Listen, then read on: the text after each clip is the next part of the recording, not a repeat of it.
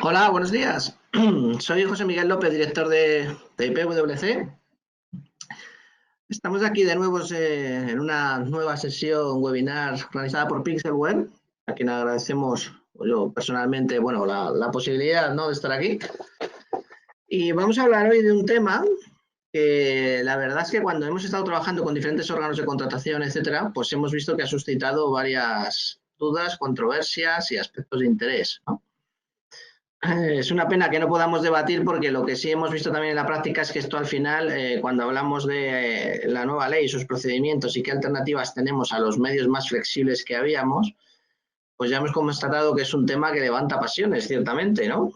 Sirve a veces incluso como una especie de terapia de grupo ante la frustración que muchas veces, pues como aplicadores de la nueva ley, nos suscita este tema, ¿no?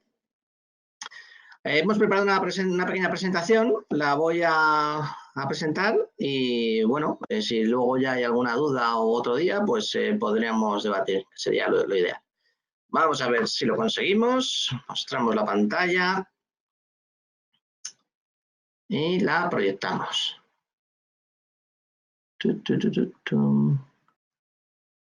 Guardamos esto, ahí estamos.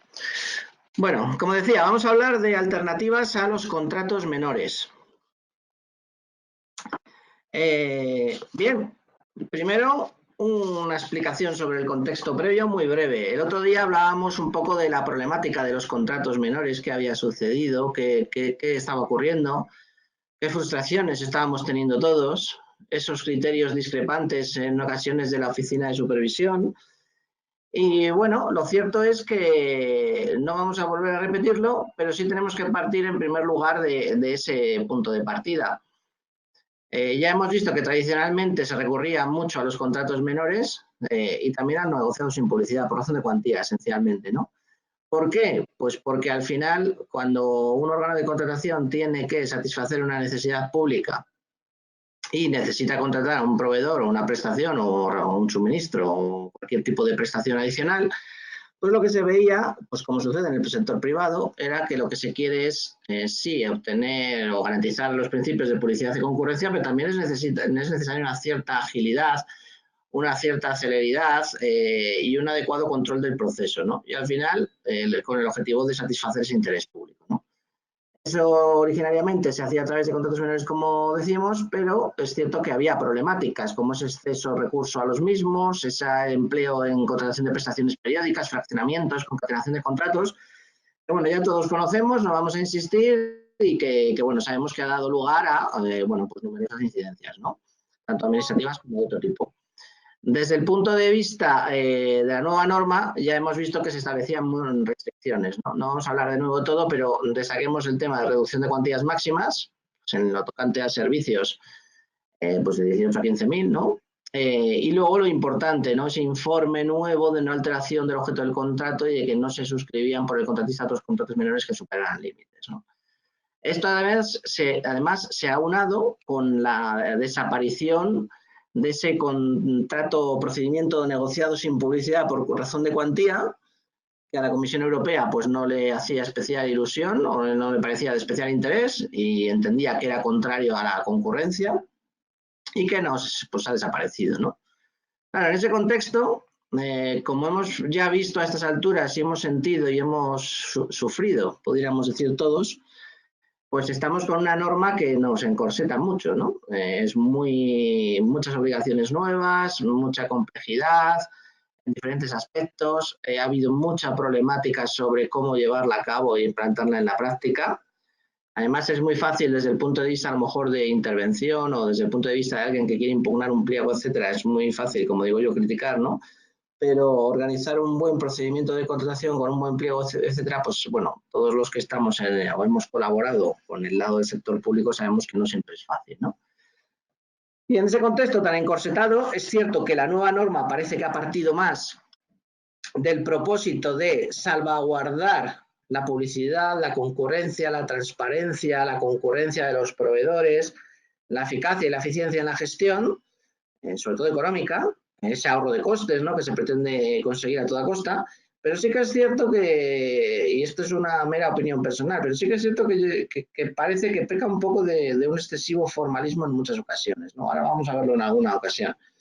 Es cierto que tienen que existir procedimientos, es cierto que tienen que existir medidas y reglas para que, bueno, se cumplan con los principios que son exigibles totalmente y totalmente de acuerdo con los mismos. Pero sí que es cierto también que, bueno, a veces parece que el procedimiento se convierte en un objetivo en sí mismo y que no atendemos siempre, bueno, pues al resultado que se quiere conseguir, ¿no? Eso genera frustración en los órganos del sector público y genera frustración también en el sector privado, pues cuando entiende que, bueno, pues tiene un servicio adecuado, etcétera, o quiere contratar, ¿no? En ese contexto, si hablamos ya del sector público, bueno, el principal problema que hemos visto es, bueno, ¿cómo cumplimos con la nueva normativa? Podemos aquí debatir, criticar, hacer sesiones doctrinales sobre las bondades, beneficios o problemas de la ley, pero es cierto que tenemos una normativa y que hay que cumplirla, ¿no? En ese contexto, la cuestión es, vale, pero ¿cómo no ralentizamos los procesos? Porque tenemos que llevar a cabo una serie de licitaciones, tenemos que llevar a cabo una serie de contrataciones que además nuestros mayores nos piden llevar a cabo, en muchas ocasiones de forma imprevista. Entonces, ¿cómo hacerlo? Bien, aquí lo que vemos es un poco tendencias. De nuevo estamos un poco contextualizando, ¿no? A este régimen legal ha habido diferentes reacciones. Es cierto que el régimen legal, como decimos aquí, pues genera retos de personas pues porque se ve que, y ocurre tanto, insisto, en el sector público como en el sector privado, la comprensión de la nueva ley, cómo se tiene que aplicar y cómo debe ser, pues genera problemática, ¿no? Hay problemas o circunstancias de formación, hay temas en la ley que no están bien explicados ni desarrollados.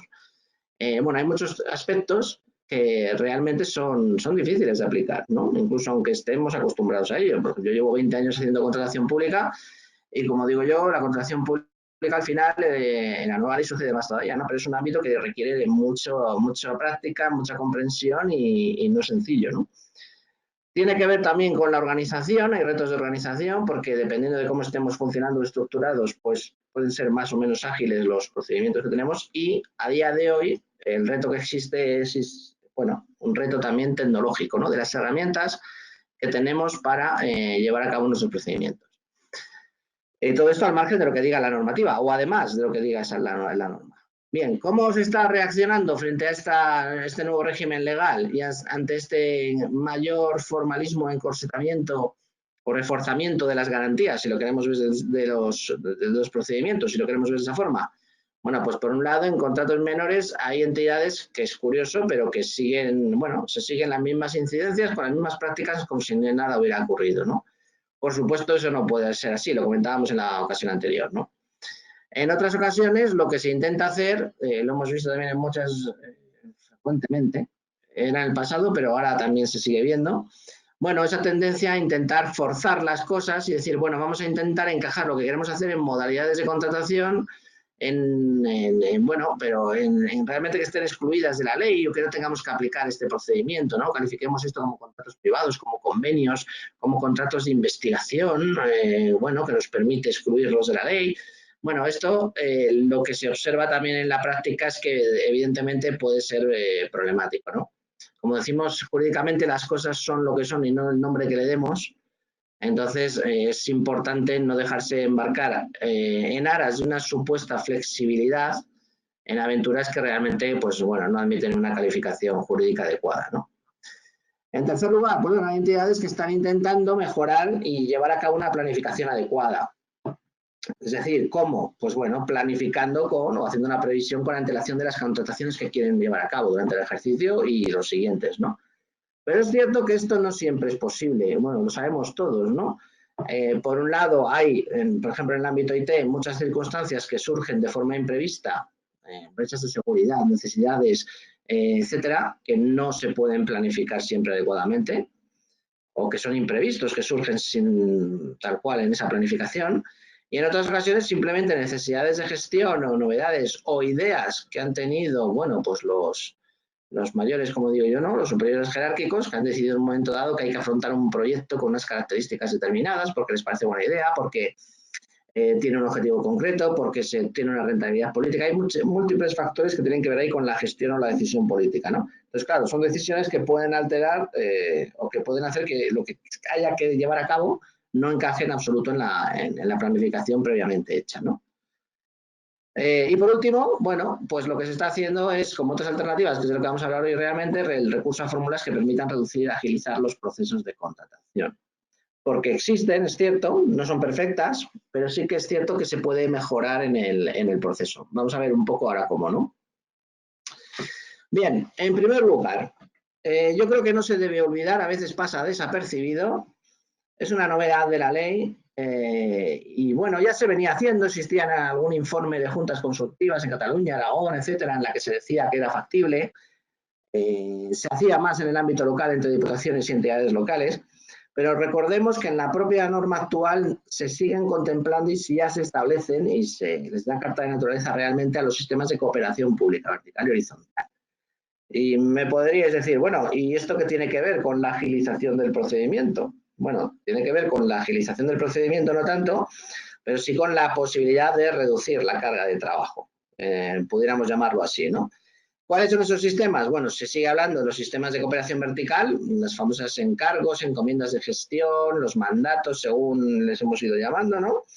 A los medios propios, que realmente eso, bueno, a una administración en sentido estricto, a un poder adjudicador en sentido estricto, pues realizar un encargo a una entidad que dependa de ella y que sea medio propio, para que sea ella la que licite, pues puede suponer, bueno, pues quitar trabajo de en medio y encargar un proyecto concreto a esa entidad, ¿no?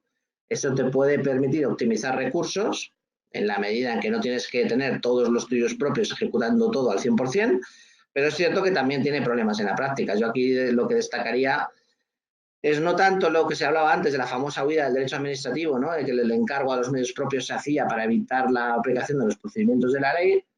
Yo creo que ahora ya no van por ahí los tiros, dado el nuevo régimen legal, pero sí en lo relativo a bueno, las restricciones que tenemos a día de hoy desde el punto de vista de normativa de competencia, ¿no? Bueno, pues todos sabemos que el tema ya de medios propios, entidades, centrar o excluir del mercado posibles licitaciones, bueno, pues para la Comisión Nacional del Mercado de la Competencia, pues ya no se ve bien y legislativamente se ha recogido ese criterio, ¿no? A partir de ahí, si dejamos esos sistemas de cooperación vertical, un sistema que puede servir también para que, insisto, no tanto flexibilicemos el procedimiento, porque las reglas a aplicar serán las que tengamos que aplicar, conforme a la tipología de contrato y tipología de procedimiento, pero sí nos puede permitir aunar esfuerzos de diferentes órganos de contratación que podamos querer llevar a cabo, ¿no? En ese sentido, bueno, lo que se establece en la norma es que tú puedes establecer esos sistemas de cooperación. En principio debería haber un acuerdo entre los diferentes órganos de contratación para llevarlo a cabo. Antiguamente ya se contemplaba, pero no de forma tan estricta o de forma tan clara, recogida en el 109 y en el 316 del antiguo texto refundido, como un método de financiación, ¿no? Cuando lo que se regulaba era la financiación procedente de diferentes entidades, ¿no? Aquí lo que estamos hablando es más bien de llegar a un acuerdo entre varios órganos de contratación de tal forma que una de esas entidades o varias de ellas realmente asuman como líder del proyecto o liderazgo del proceso de contratación, pues la licitación de esos servicios, suministros, etcétera, ¿no? Pues no son infrecuentes ya los casos en los que diferentes organismos públicos nos han planteado, oye, lo que queremos es llevar a cabo un sistema de cooperación horizontal. Queremos establecer un acuerdo marco, un contrato específico para un proyecto en el que ambos seamos o no órganos de contratación, pero tengamos diferentes responsabilidades. Entonces eso te permite, por un lado, acumular demanda, llegado el caso, distribuir responsabilidades y en muchas ocasiones pues permitir que sin perder el control del proceso de licitación o del procedimiento, incluso de la adjudicación, lógicamente, pues que te puedas liberar un poco de la carga de trabajo, ¿no? Incluso que puedas aprovechar a lo mejor un mayor expertise o conocimiento técnico que pueda tener otra entidad, ¿no? Esto a mí, por ejemplo, me gusta mucho en temas, pues a lo mejor en proyectos en cooperación que puedan estar cofinanciados por FEDER, siempre y cuando lo permita, ¿no? Obviamente el marco jurídico de la subvención, ayuda que hayamos recibido. Pero vamos, sería perfectamente posible a día de hoy, conforme al nuevo marco legal, que sea vía previo acuerdo en la que definamos muy bien las responsabilidades, se decida realizar un único procedimiento para llevar a cabo procesos de contratación conjunta, ¿no? Eso se puede hacer al 100%, como dice la norma, o parcialmente, en nombre y por cuenta de las entidades, ¿no? Ahí importante, yo destacaría que una cosa es que firmemos un acuerdo convenio para llevar a cabo un proceso concreto de licitación y que eso dé lugar a una exención de responsabilidad. No, lo que la norma nos dice es que la responsabilidad siempre va a ser conjunta en relación con aquellas partes del procedimiento que se hayan llevado a cabo conjuntamente. Es decir, no se trata de que yo entregue fondos a otra entidad para que luego esa entidad incumpla el procedimiento. Recordemos que tengo una obligación de diligencia, una obligación de vigilancia, una obligación de control de la eficiencia de mis fondos públicos y, por lo tanto, bueno, pues esto hay que respetarlo igual, ¿no? Pero es un mecanismo que puede ser interesante con vistas a evitar entrar en numerosos procedimientos de licitación y ejecutarlos de forma personal, ¿no? Y creo que además que es una forma de compartir muy bien la carga de trabajo con vistas a alcanzar proyectos conjuntos que en muchas ocasiones se suelen dar, ¿no? Otro tipo de procedimientos que tenemos para agilizar o para no estar tan encorsetados teóricamente, ahora veremos por qué es teóricamente. Bueno, a estas alturas lo sabemos ya todos, ¿no? Es el procedimiento abierto simplificado y el súper simplificado. Esos procedimientos ágiles que se han vendido o se han difundido con tanto interés diciendo que era un procedimiento pues para que se pueda llevar a cabo de forma ágil, ¿no? Aquí lo que tenemos es una comparativa, nos vamos a entrar en las características. En gris sería el procedimiento abierto tradicional y aquí a la derecha en el abierto simplificado y súper simplificado, ¿no? Lo que hemos llamado de esa manera, aunque la ley no lo define así. Aquí quizá destacar, esa reducción de plazos. Es curioso que cuando lo vemos, tampoco hay tanta diferencia entre el súper simplificado y el abierto simplificado, sí un poco en la tramitación, en la mesa, en los criterios objetivos, etcétera, lo vemos luego, pero en cuanto a plazo de presentación, y estoy pensando en posibilidades de agilizar el procedimiento para realizar una adjudicación rápida, pues sí que es cierto que si cogemos servicios y suministros, el abierto simplificado nos dice la ley que son 15 días. No dice si son hábiles o naturales, pero ya tenemos una disposición adicional que dice que si no dice nada se entiende naturales. Por lo tanto, el plazo mínimo para presentar ofertas son esos 15 días. Mientras que en el súper simplificado sí se nos establecen esos 10 días hábiles, ¿no? Con lo cual, al final te das cuenta que ese plazo mínimo pues tampoco difiere tanto en un caso y en otro, ¿no? Sí que es cierto que, la diferencia importante está en el mecanismo de la adjudicación, ¿no? Obviamente, el abierto simplificado puede tener una mayor complicación o complejidad en la medida en que puedes excepcionalmente establecer criterios sujetos a juicio de valor para efectuar la adjudicación, un 25% del total de la puntuación, y que en el abierto simplificado sumarísimo la idea es que sea automático, siempre por criterios objetivos y preferentemente utilizando medios electrónicos, ¿no? O medios automáticos, de tal forma que podamos tener un procedimiento ágil y rapidísimo en principio, al margen del plazo de presentación de ofertas. Eso está muy bien, no vamos a entrar en el resto de procedimientos en la comparativa, sí que es cierto que son dos procedimientos que son más ágiles, conceptualmente hablando, porque en la práctica yo creo que caben algunas conclusiones y reflexiones. ¿Son utilizables? Sí, es cierto. Por supuesto, deben utilizarse. Y es mucho mejor utilizar estos procedimientos, no les tengamos miedo, mucho mejor a llevar a cabo dos contratos menores con un fraccionamiento, evidentemente, ¿no?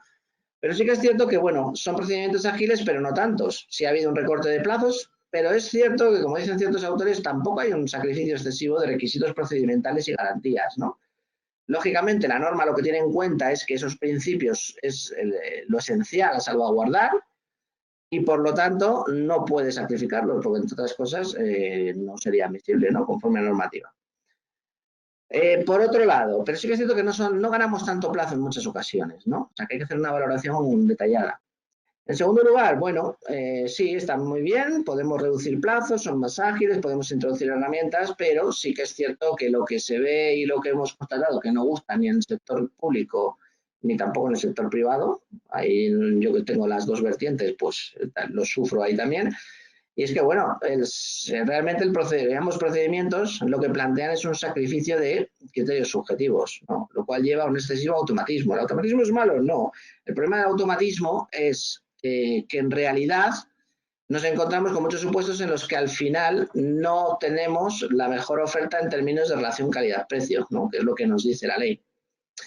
Y eso nos lleva a otra cuestión. ¿Realmente seleccionar por un procedimiento de estas características, todos con criterios objetivos o solo con un 25 de subjetivos, conseguimos esa selección de oferta que, como digo, tiene la mejor relación calidad-precio y que satisface mejor las necesidades públicas? Bueno, lo que nos demuestra la práctica es que cuando tenemos, yo creo que a todos también lo hemos vivido, ¿no? Que cuando tenemos excesiva puntuación objetiva y no hay margen de discrecionalidad técnica realmente, pues al final no siempre se elige la mejor oferta, ¿no? Y tenemos ofertas con prestaciones bajas y con precio barato, ¿no? Eso es así aquí y en todas partes. Entonces, bueno, es una cuestión a tener en cuenta. Y en segundo lugar, también la cuestión que cabe hacerse o preguntarse es si realmente las administraciones públicas o el sector público está adaptado, ¿no? Pues, hombre, evidentemente cada vez más, etcétera, pero sí que es cierto que el seguimiento del procedimiento, pues en la medida en que requiere ese empleo de medios automáticos o informáticos, pues no siempre se disponen a día de hoy o no siempre funcionan al 100% o simplemente no se han implantado, ¿no? Y bueno, quizá última conclusión es que realmente esos procedimientos pueden ser interesantes para el sector privado. Bueno, el sector privado, como todo el mundo sabe, lo que valoramos mucho no es, sí, es la relación calidad-precio, pero es la relación esfuerzo-beneficio, ¿no? Entonces, lo que se tiene desde la perspectiva del sector privado es que, bueno, si se licita un abierto simplificado, un súper simplificado bien, pero es cierto que el riesgo de no resultar adjudicatario o de no resultar adjudicatario, salvo que el precio se reduzca mucho u otros criterios, pues es complicado, ¿no?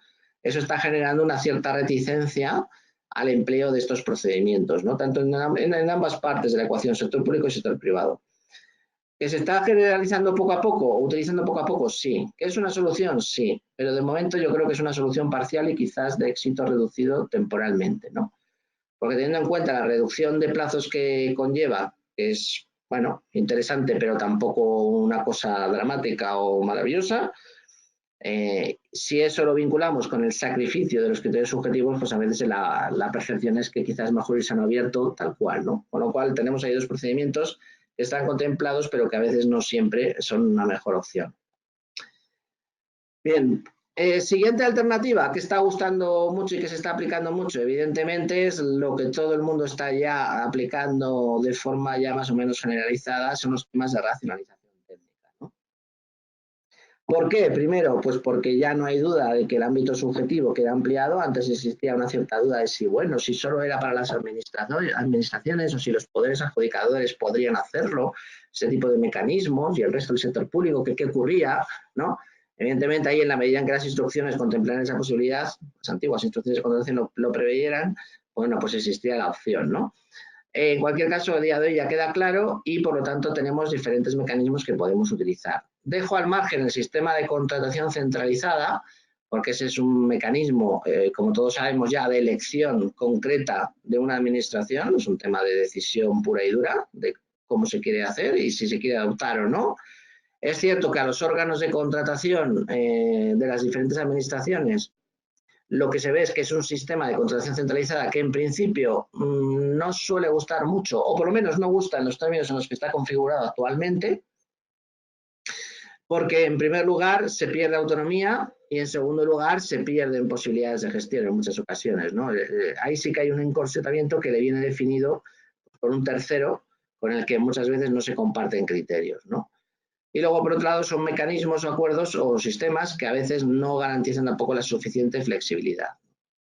A partir de ahí nos quedan los acuerdos marco y los sistemas dinámicos de adquisición. Los sistemas dinámicos de adquisición que no tienen cambios relevantes y que son para servicios, suministros, etcétera, de uso corriente, pues es una buena modalidad que se puede establecer para, bueno, para comprar este tipo de actuaciones o prestaciones. Creo que se pueden ir generalizando porque sí que ha habido utilización, pero tampoco tan amplia. Y luego, por último, el que sí es claramente interesante, porque es un mecanismo que a lo mejor es más complejo de organizar estructuralmente en un momento dado. Sí es verdad que puede requerir más tiempo de licitación, pero sí es verdad que una buena configuración de un acuerdo marco puede dar lugar a una mayor posibilidad de luego, posteriormente, pues llevar a cabo una contratación más flexible de las entidades preseleccionadas, ¿no? No voy a entrar en sus características, bueno, los 4 años máximos, que se pueden seleccionar uno o varios proveedores, que tenemos un acuerdo marco en la que preseleccionamos y luego existen esos acuerdos o contratos derivados y, bueno, las limitaciones sobre modificación, ¿no? Los acuerdos marcos son una buena opción, pero es cierto que también tiene problemáticas a solucionar. Y es cierto, insisto, yo creo que puede ser muy buena herramienta si realmente se configura bien y que evidentemente puede ser muy mala si no se hace de forma correcta. Aspectos a tener en cuenta, vamos a ver aquí varias cosas, ¿no? Pero en primer lugar está claro que existe una obligación, lógicamente, de cuando licitamos un acuerdo marco, ese respeto a la publicidad de concurrencia, ¿no? Esto hay que tener en cuenta que la Comisión Nacional de Mercados y la Competencia ya sabemos que revisa mucho los acuerdos marcos, que está dando recomendaciones, que su objetivo es que se fomente la participación, que se permita llegar a las pymes y que esa licitación de ese acuerdo marco pues se haga de forma periódica, porque en definitiva no es sino un mecanismo de restringir la competencia temporalmente, ¿no? Entonces es importante establecer reglas adecuadas que garanticen eso. Eso pasa por una adecuada definición del objeto del acuerdo marco, y esa adecuada definición pasa por hacer una reflexión, como pongo ahí a tener en cuenta, sobre necesidades, sobre la organización y sobre lo que queremos o necesitamos. Es preciso realmente en este caso no hacer, como se hace en muchas ocasiones, un corta-pega, ¿no?, de casos preexistentes. No, esto estamos hablando de un auténtico traje a medida. No puedes tener el mismo tipo de cláusulas, parcialmente sí, lógicamente, pero no siempre todas, para contratar servicios informáticos que para contratar equipamientos que para comprar sillas o coches, ¿no? Las características y las necesidades que surgen, los imprevistos, las tipologías de prestadores de los servicios o de los suministros son muy variadas. Por lo tanto, hay que hacer un buen estudio previo, tanto de mercado como de necesidades, para luego efectuar y llevar a cabo ese traje a medida, ¿no? ¿Con qué objetivo? Mejorar la experiencia y mejorar el funcionamiento. De nada nos sirve tener un acuerdo marco que no nos funcione, ¿no? Y en el pasado lo que se ha visto es que existían acuerdos marco que al final, como te obligaban a realizar una segunda licitación completamente nueva o prácticamente con las mismas características que la que tenías que hacer inicialmente, pues no gustaba, ¿no? Es preciso en ese sentido, por lo tanto, valorar la posibilidad de definir muy bien el objeto, ver si podemos establecer prestaciones que no sean estrictamente cerradas. Por ejemplo, en el ámbito europeo es muy frecuente que lo que se plantee es tipo de definición de perfiles con tarifas horarias, cuantías máximas. Bueno, hay fórmulas que se pueden utilizar para intentar bueno, definir un buen acuerdo. Es cierto que hay límites y que hay controles, ¿no? Y que no siempre a todo el mundo, como digo, le suelen gustar luego lo que se ve, pero sí que existen mecanismos para hacerlo, ¿no? Hay que dar esa posibilidad de participación a pymes, que estemos en un acuerdo marco no quiere decir que vayamos a dar macrocontratos, ¿vale? Con lo cual esa posibilidad de participación que establece la normativa hay que garantizarla. Hay que evitar una indeterminación de condiciones y una excesiva burocratización, como tenemos ahí puesto, ¿no? En realidad tenemos que definir unas reglas adecuadas para adjudicar esos contratos derivados, ¿no? Estableciendo además unos buenos criterios cualitativos y cuantitativos para esa selección de proveedores y adjudicatarios, ¿no? Esta es una constante en todo procedimiento de contratación. Los criterios, cómo ponderan, en qué términos, si las fórmulas económicas son muy flexibles, poco flexibles, etcétera.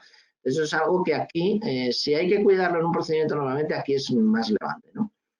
Pero tenemos que procurar ese buen funcionamiento precisamente para que luego esto nos permita una adecuada configuración, una adecuada satisfacción de nuestras necesidades y también una actualización, tanto si el acuerdo marco establece un catálogo o como si establece realmente la posibilidad de prestaciones concretas, lo que tenemos que establecer son reglas adecuadas para permitir que eso no sea algo cerrado que no evolucione en el tiempo, ¿no? De nada nos sirve cerrar un contrato de tecnología o de almacenamiento en la nube cuando no tenemos establecido realmente por un plazo de 4 años reglas que nos permitan evolucionar cuando todos sabemos que la evolución tecnológica es rápida, no sino lo siguiente, ¿no? Todo esto siempre, como lo digo, y volvemos a los principios, con un adecuado respeto de los límites de modificación de contrato, ¿no? Pero no olvidemos que en cuanto a la modificación de los contratos, la propia ley nos contempla diferentes posibilidades. Por tanto, pueden estar previstos en pliego o no previstos. Un acuerdo marco, la opción claramente es dentro de lo posible, teniendo en cuenta el tipo de prestación y de proveedores, bueno, pues establecer bueno, qué reglas exactas pueden, o preestablecer qué reglas exactas de modificación puede haber para tener un régimen ya claro y predefinido en el propio pliego de ese acuerdo marco. Obviamente eso obliga a una reflexión detallada. Y luego, por último, como última opción, bueno, una opción con la que estamos trabajando nosotros y que estamos viendo que está pidiendo mucho, pues es el tema de estandarizar y automatizar dentro de lo posible esos procesos de contratación, ¿no? Se ha trabajado mucho y existen buenas herramientas de licitación electrónica, existen buenas herramientas de gestión de expedientes interna también, pero sí que es cierto que lo que vemos es que el funcionamiento interno del sector público es susceptible de mejorar, ¿no? En ese sentido. ¿Por qué? Porque vemos que, como hemos dicho, falta un conocimiento adecuado, una formación adecuada en muchas ocasiones de quienes tienen que aplicar la norma o de quienes tienen que lanzar una licitación. Esto se traduce en que tienes documentos repetitivos, memorias justificativas, informes que pasan una y otra vez, una y otra vez, una y otra vez por las mismas manos porque no se termina de aclarar cuál sería el modelo adecuado o qué se tiene que decir y en qué términos, ¿no? Esto es una práctica muy frecuente a nivel local y autonómico, de hecho. Y luego, por otro lado, porque a veces simplemente tramitar un proceso de contratación, dependiendo de quién lo aplique, pues es complicado, ¿no? Hay que asumir responsabilidades, todo el mundo quiere verlo bien, se sabe que hay controles exhaustivos, entonces hay cuellos de botella importantes ahí, ¿no? Por lo tanto, ¿cómo se puede mejorar? Bueno, pues es un tema de revisión de procesos. Revisión de procesos no solo implantar una herramienta informática, sino realmente revisar qué estamos haciendo, cómo y en qué términos, ¿no? Entonces, lo que están haciendo muchas entidades es, por un lado, ven muy bien qué tipo de actividades y procesos de contratación son más habituales, con tipología de procedimientos, servicios, actuaciones, adjudicatarios, etcétera. Se hace una reflexión previa. A partir de ahí se analiza también qué criterios se quieren seguir. Evidentemente, cada órgano de contratación y cada jurídico o cada técnico tiene unos criterios muy concretos. Seguro que si nos pusiéramos aquí a discutir todo sobre fórmulas, sobre criterios subjetivos, no subjetivos, sobre cómo se valora la experiencia de los equipos en un contrato, pues bueno, tendríamos todos opiniones dispares, ¿no? Pero sí es cierto que siempre existe una cultura dentro de cada organización que más o menos establece unas directrices, ¿no? Bueno, pues eso es algo que a veces no se difunde correctamente, ¿no? Y no se sabe a lo mejor por qué un interventor nos pone una pega, o porque un jurídico nos dice que no, que un informe de justificación justificativo no vale, o porque unos criterios no valen, ¿no? Como digo, es muy fácil criticar o poner pegas, pero dar soluciones es más complicado, ¿no? Entonces, esa segunda actividad de conocer realmente qué criterios son los que se quieren seguir, por ejemplo, respecto de fórmulas económicas, pues también es una labor esencial.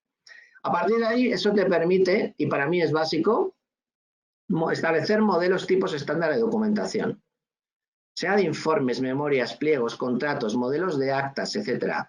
La mayor parte o muchas de las incidencias que se producen en los procesos de contratación, casos de fraude aparte, son casos en los que existen incidencias de carácter formal y de carácter sustancial, porque al final se ha terminado sacando una licitación porque estaba tan bloqueada durante tanto tiempo que al final se puede haber sacado de cualquier manera, ¿no? Si tenemos toda esa documentación predefinida, validada previamente y volcada en herramientas informáticas que nos permitan seguir el proceso, incluso que haya un repositorio de esa documentación histórica, no solo en nuestro perfil de contratante, pues son elementos que nos permite contratar. Aparte de que son elementos, y eso está definido en un procedimiento escrito interno, que nos permite, estableciendo esos procesos internos, bueno, pues salvaguardar posibles responsabilidades, ¿no?